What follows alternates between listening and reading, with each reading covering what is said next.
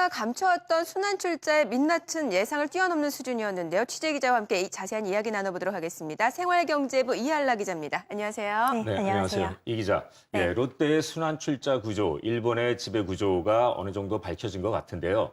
그 내용의 핵심을 우선 좀 짚어주시죠. 네, 우선 이번 경영권 분쟁 과정에서 드러났던 이 일본의 포장재 업체 광윤사가 바로 핵심이었습니다. 롯데그룹 총수 일가는 이 광윤사를 통해서 롯데홀딩스를 지배하고 또 롯데홀딩스는 다른 일본 계열사와 함께 호텔롯데 등 국내 계열사들을 지배해온 것으로 나타났습니다. 이 광윤사와 롯데홀딩스 등 7개 일본 계열사에 대해서는 총수 일가가 지분을 직접 소유하고 있고요. 나머지 회사는 이들 계열사를 통해서 지배하고 있는 것으로 알려졌습니다. 네, 한국과 일본 계열사 수만 봐도 국내 롯데 계열사와 일본 계열사가 정말 얼마나 복잡하게 얽혀 있을지 좀 짐작이 되는 부분인데, 자, 무엇보다도 관심을 모았던 부분이 바로 총수 일가의 지분이 그렇다면 과연 얼마나 되느냐 여부일 것 같은데 얼마나 그렇죠. 되는 건가요? 네, 이 롯데그룹의 지배 구조는 저희가 생각했던 것보다도 훨씬 교묘하고 또 복잡했습니다. 우선 36개에 달하는 일본 계열사, 모두 비상장사인데요. 이 내부 지분율이 93.2%에 달했습니다. 이 국내 40개 민간 기업의 평균 내부 지분율인 54.9%를 훨씬 웃도는 수준인 건데요. 여기서 그런데 주목할 점이요. 이 실제 롯데그룹 총수 일가의 지분율은 2.4%로 조사가 됐습니다. 네. 잠깐만요, 이 기자. 2.4%요? 네네, 그렇습니다. 2.4%면 그 액수로는 얼마나 되나요? 총수 일가가 지금 가지고 있는 직접 지분이 2.4%라고 그러는데. 네. 네. 네, 그 금액도 사실은 크진 않지만 실질적인 그룹 지배 장악력을 봤을 때는 어마어마한 액수라고 추산이 됩니다. 네. 이 겨우 2%대의 지분율로 기업을 지배한다. 이 솔직히 상상하기가 좀 힘드실 그렇죠. 텐데요. 이런 것들을 가능하게 한 것이 바로 이 롯데그룹의 일본 계열사를 통한 다단계 출자, 이 순환 출자 구조 때문인데요. 이 일본의 광윤사와 롯데홀딩스 또 L투자그룹은 국내 호텔 롯데와 롯데물산 또 롯데케미칼 그리고 알루미늄 지분을 가지고 있습니다. 이와 함께 롯데쇼핑과 대홍기획 또 롯데제과를 축으로 한 67개의 순환 출자의 고리를 만들어서요. 이 롯데그룹 전체를 지배할 수 있도록 했습니다.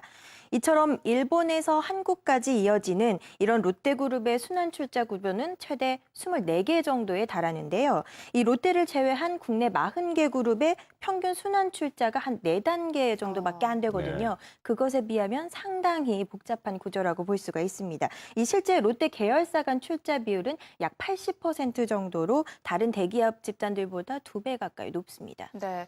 자, 그러니까 결국 롯데가 여러 단계를 거치는 순간에 지금 출자고를 이용해서 총수 일가의 실질적인 장악력은 유지하되 지금 표면적인 내부 지분율은 낮춘 이런 꼼수를 부렸다. 이런 말씀이신 거죠? 네, 맞습니다. 예.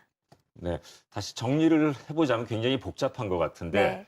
그러니까 롯데의 총수 일가가 광윤사라는 어떤 출판사를 통해 가지고 일본에 있는 네. 그 IPO가 안 된 아직 민간 기업이죠. 그렇죠. 조그만 민간 기업을 통해 가지고 롯데 일본 홀딩스를 지배를 하고 네. 또 롯데 홀딩스 산하에 네. 자회사 일본의 계열사들을 두고 그렇죠. 또 계열사들이 또 한국에 있는 호텔 롯데를 네. 또 지배를 하고 네, 맞습니다. 또 롯데 호텔은 한국에 있는 호텔 롯데가 사실상 한국에서는 무슨 지주회사 역할을 하겠죠. 그렇죠. 그 상당히 지주회사가 되지는 않았지만. 한국에 네. 있는 또 롯데의 자회사들을 또 지배를 하고 네, 뭐 이런 맞습니다. 지금 말씀하신 그 다단계 구조 24단계의 그 다단계 구조가 굉장히 복잡하게 얽혀 있는 것 같은데 네, 맞습니다.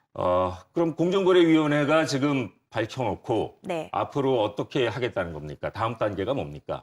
네, 지금 이제 현재 공정위가 이 제재 수순을 밟고 있거든요. 지금 현재 경우에 보면은 대기업 집단이 이 거짓 자료를 제출하거나 또 허위 사실을 이렇게 공시하게 될 경우에 1억 원 이하의 벌금 부과나 또 총수 고발이 가능하도록 되어 있습니다. 이 공정위는 현재 신고 자료나 또 자료를 미제출했거나 또는 허위 제출 등의 고의성 여부를 심사를 하고 있는데요. 이 고의성에 대한 조사가 마무리가 되면 이 신격호 총괄 회장에 대한 고발 여부를 결정하겠다고 밝혔습니다.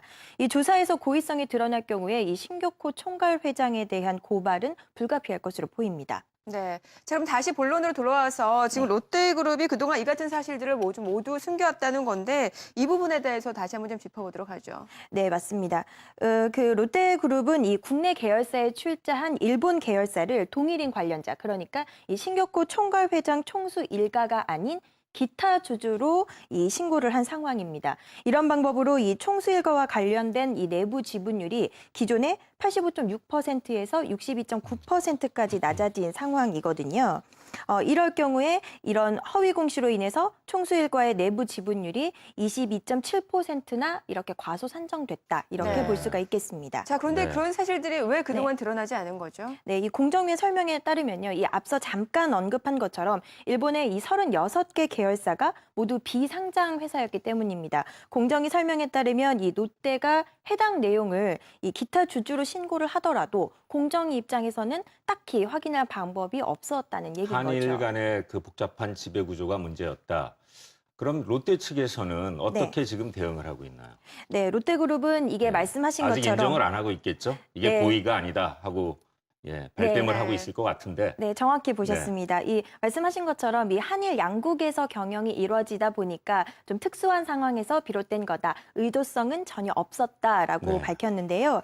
이 또 사실상 이 일본 기업이 아니냐는 지적도 적지가 않았었거든요. 이 그렇죠. 부분에 대해서도 해석을 내놨는데 이 호텔 롯데와 롯데 쇼핑 또 롯데 칠성 등 국내 주요 계열사들이 이 한국법에 따라서 설립이 됐고 또 세금도 이 한국에 내고 있다며 이 한국 기업이라는 점을 또다시 강조했습니다.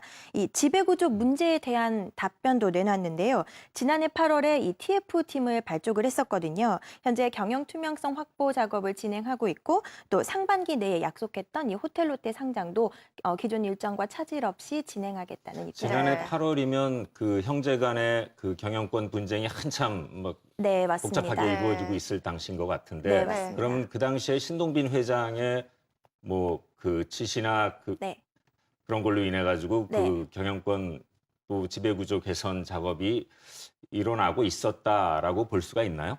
네, 이제 그건 좀 엄밀히 따져봐야 네. 될 부분이요. 네. 경영권 이전에 이제 지배구조 현황이 분쟁 이전에 밝혀지지 않았던 것이 경영권 분쟁이 불거지면서 공정위가 조사에 착수하게 됐고 그 이후에 이제 드디어 지배구조가 제대로 네. 드러나게 된 상황인 거죠. 어쨌거나 이번 롯데 조사로 인해서 업계의 긴장감도 좀 덩달아 높아진 것 같을 것 같은데요. 네, 맞습니다. 예. 지금 현재 공정위가 이 롯데의 사태를 보면서 이 해외 계열사와 지배 구조 관계를 갖는 이 일부 그룹들에 대한 해외 계열사 의무 공시를 강화하려고 하고 있습니다. 이 현재 해외 계열사가 국내 계열사에 영향을 미치는 것으로 이렇게 생각이 되는 곳들이 이 두산과 LG 그리고 이랜드 또 코오롱 뭐 하이트진로나 한진, 한화, 뭐 현대 이런 그룹들이거든요. 아무래도 이쪽 그룹에서는 긴장감이 좀 있을 것 같습니다. 네, 네. 알겠습니다. 숨겨온 민낯을 여실히 드러낸 롯데그룹입니다. 제재 수위가 어떻게 결정이 될지도 계속해서 좀 지켜봐야 될 것 같네요. 이할라 기자였습니다. 오늘 말씀 고맙습니다.